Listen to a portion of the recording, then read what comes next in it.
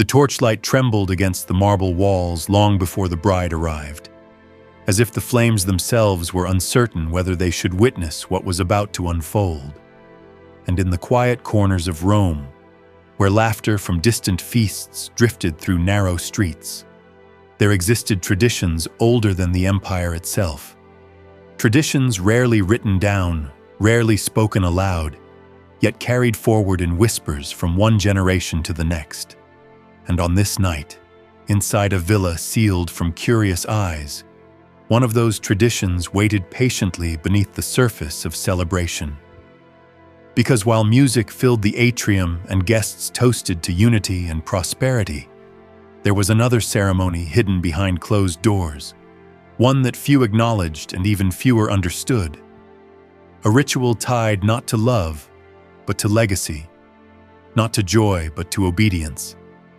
And the bride, veiled in saffron and silence, stepped carefully across the threshold, knowing that her life had already changed, but unaware of how deeply that change would be tested before dawn. Because in ancient Rome, marriage was more than a private union. It was an alliance of bloodlines, a contract between households, a reinforcement of power, and within certain families there lingered an unspoken expectation that the wedding night was not entirely the couple's own, that something older than romance demanded acknowledgement, something rooted in customs from a time when Rome was still carving its identity from myth and conquest.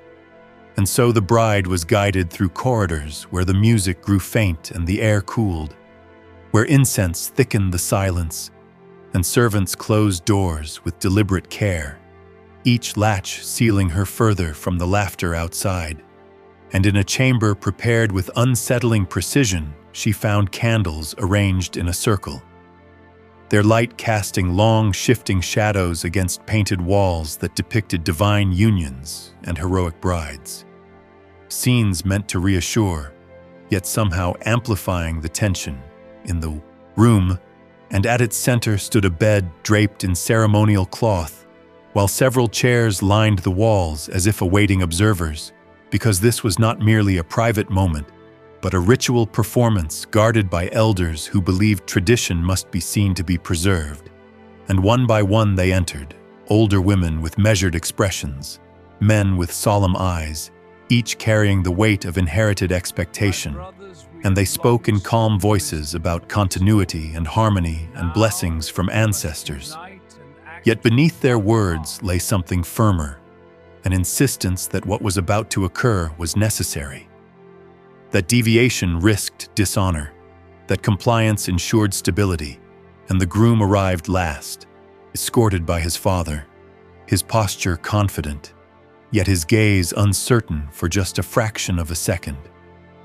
And in that fleeting glance toward the bride, there existed a shared question neither dared to voice, because while the public feast celebrated joy, this hidden rite carried undertones of scrutiny, and the eldest woman raised her hand for silence before recounting the origins of the custom, speaking of ancient days when alliances required visible proof of unity, when brides symbolized more than partnership, when identity was reshaped under communal watch, and her voice echoed softly in the chamber, blending with the low crackle of candle flames.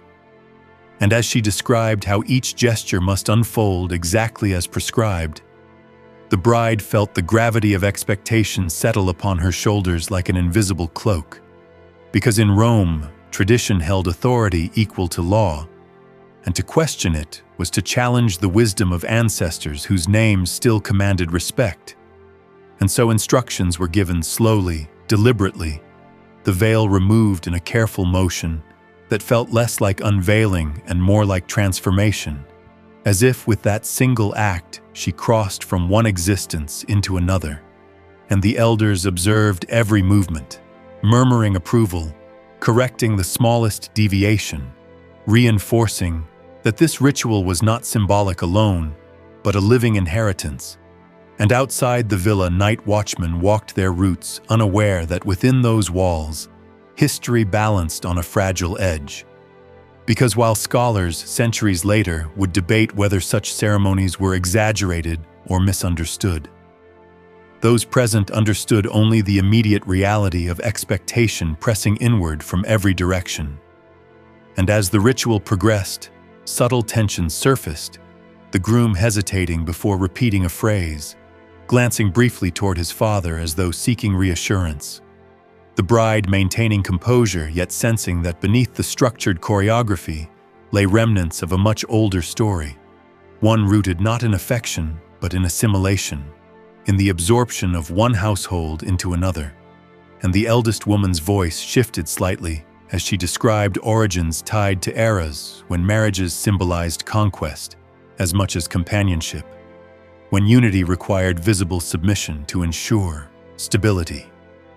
And though her tone remained composed, the meaning lingered in the air like smoke that refused to dissipate. And the bride wondered silently whether tradition preserved wisdom or merely preserved power, and whether those who enforced it still remembered its purpose or followed it out of habit and fear, because the presence of witnesses on a wedding night felt less like blessing and more like surveillance. And yet no one in that chamber had openly defied the custom before. No one had risked being remembered as the generation that broke continuity, and so the ritual continued beneath flickering light while thunder rolled faintly in the distance. A subtle tremor in the night that mirrored the quiet unrest building inside the room. And then unexpectedly the groom's mother entered, her expression thoughtful rather than rigid, her gaze moving between her son and the bride with something almost protective in its depth. And her silence carried more weight than the speeches that preceded it, because it suggested awareness that not all traditions deserved unquestioned loyalty. And for the first time, hesitation spread visibly among the elders. Glances exchanged, breaths measured, the certainty that had guided the ceremony beginning to fracture.